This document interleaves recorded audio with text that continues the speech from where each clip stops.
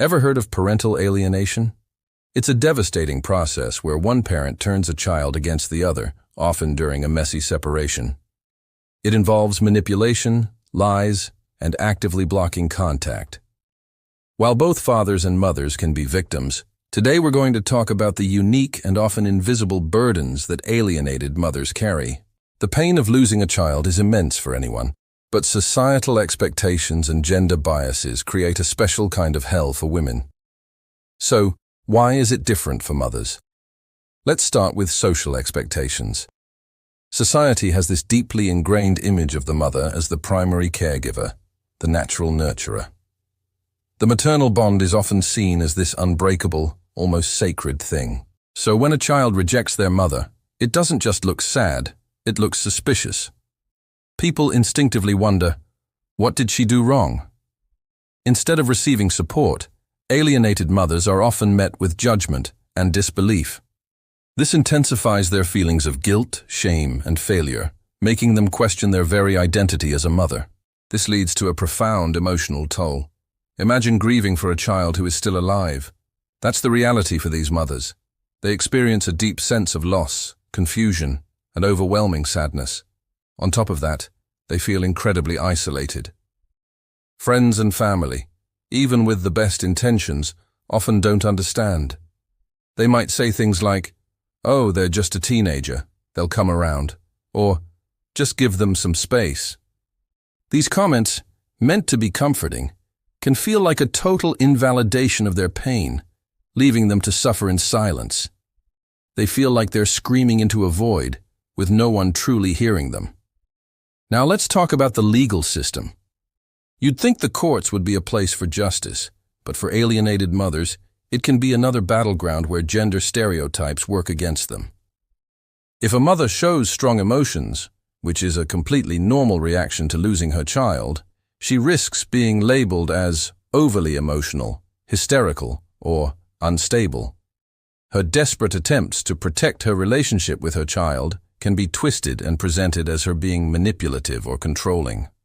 While traditional custody battles once favored mothers, the pendulum has sometimes swung too far the other way, and courts can fail to recognize the subtle, insidious tactics of parental alienation when a mother is the target.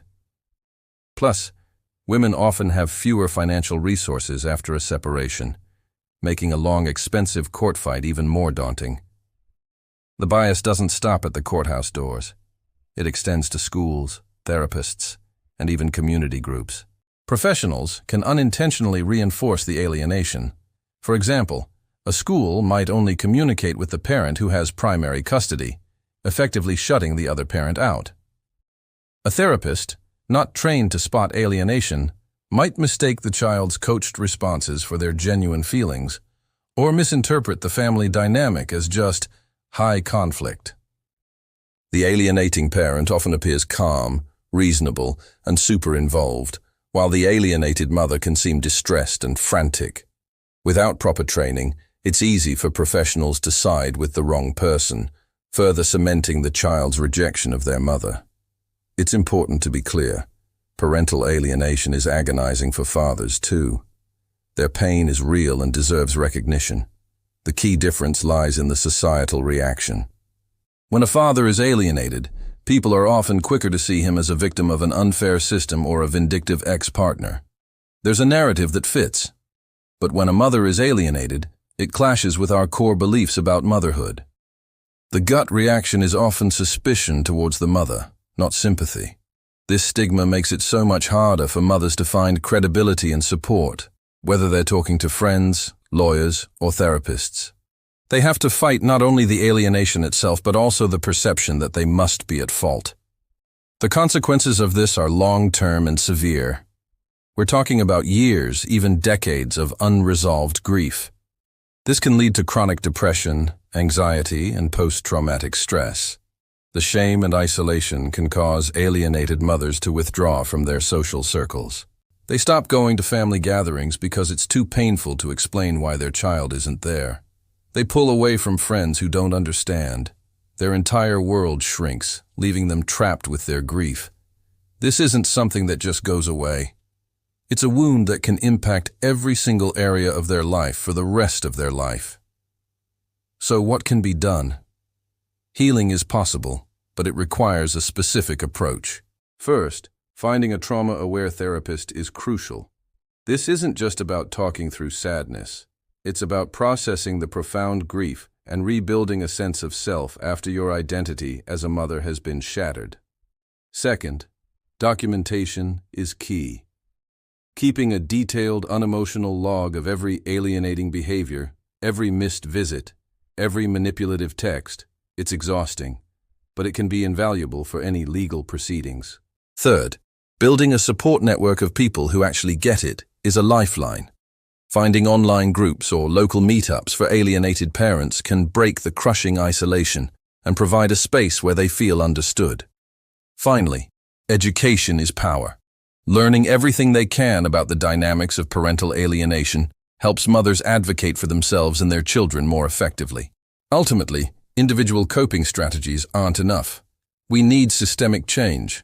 This means courts need fair evaluation processes that can identify alienation without gender bias.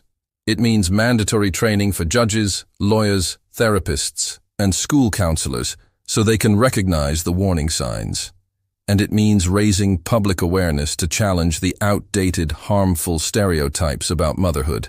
We need to create a culture where an alienated mother is met with compassion and support, not suspicion and judgment.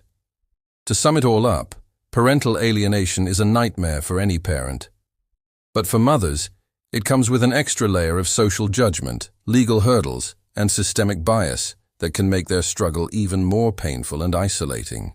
By understanding these unique challenges, we can start to build a better system of support, advocate for fairer outcomes, and help heal the fractured bonds between parents and their children.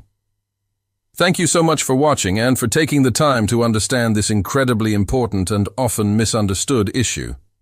If this topic resonated with you, please like, share, and subscribe for more content that dives deep into complex family dynamics. See you in the next one.